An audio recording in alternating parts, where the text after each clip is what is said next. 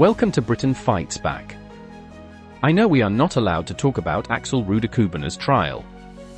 But this is about his father, and why he is here. So, here's something that troubles me. We know, information on Rudakubana was withheld from the public, and instead, we were fed untruths about a Welsh choir boy. In short, we were lied to. We were lied to because, by the time we were told this murderous, scumbag son of a dog, was a Cardiff choir boy, the police had already discovered illegal materials at his home, concluding in a different scenario. This video is slightly longer than my usual, sorry, but it can't be helped. If we are to find some sort of sanity behind the smoke and mirror stories, we have been force-fed by slimy Starmer and his government. Well, I've been doing some deep diving, and what I've found just doesn't make sense. At the very least, it presents us with three backgrounds, and these, all of which are backed up, and are available for research, I will now ask you to judge. Here we go. Number 1.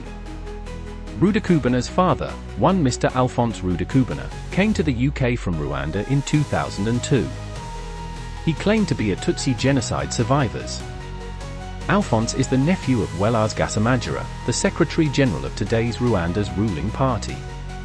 His relationship to Wellars Gasamagera is absolute, and is reported in African newspapers, in connection to the Southport deaths. What I don't understand is why Alphonse Rudakubana sought asylum in the UK in 2002, when his country was not at war.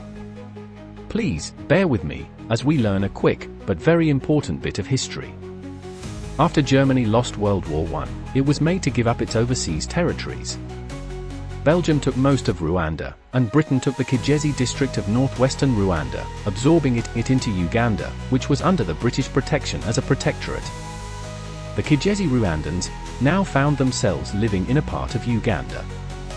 In the early 1950s, Rwandans fought for independence from Belgium. Separately, Ugandans, Idi Amin's military coup, in 1971, led to a brutal regime characterized by mass killings and economic decline.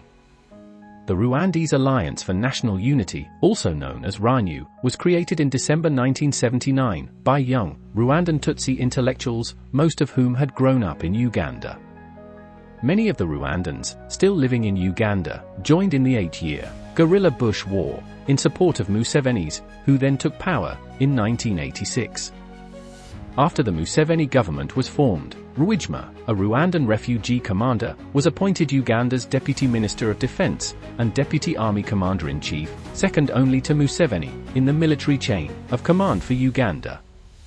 Paul Kagame, another Rwandan, was appointed Acting Chief of Military Intelligence. Rwandan exiles formed a large number of officers in Uganda because they had joined the rebellion early, and thus had accumulated more experience. The contributions of the Rwandans in the Ugandan Bush War were immediately recognized by the new Ugandan government. In December 1987, RANU held its 7th Congress, and renamed itself the Rwandan Patriotic Front, also known as RPF.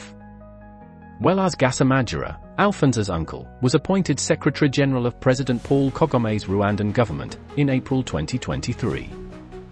Gasamagera, a supporter of Rwandan refugees in Uganda, has stood by the RPF since it was founded in 1987, and belongs to the first generation of the country's militants. On the 1st of October, 1990, the Rwandan government was invaded by the Rwanda Patriotic Army, which brought about the Rwandan Civil War. The RPA incursion was initially successful. From the early 1990s, the UK supported the formation and goals of the RPF. In fact, the RPF had contact with British intelligence, and they received military training from British and US forces in the military base in Jinja, Uganda, and overseas. On 2nd of October, Paul Kagame, who had been taught military studies in the United States, returned to take over the RPF and would later form an army known as the Killing Machine. Thereafter, the RPF resorted to guerrilla attacks, and gained control of much of the north of Rwanda by 1992.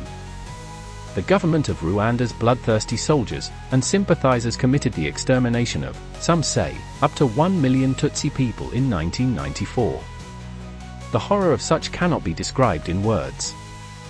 The trouble started when on April 6, 1994, the Rwandan president, Juvenal Habyarimana, was assassinated by a rocket-propelled grenade.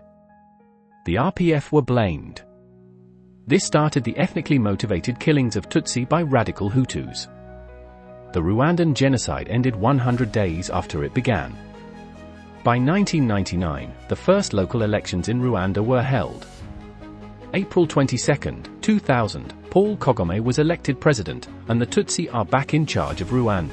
Follow me over to part 2, where we'll hear more on the conclusion of who Alphonse Rudakubana really is, and how the devil he arrived in the UK. Don't forget to hit the like button on your way.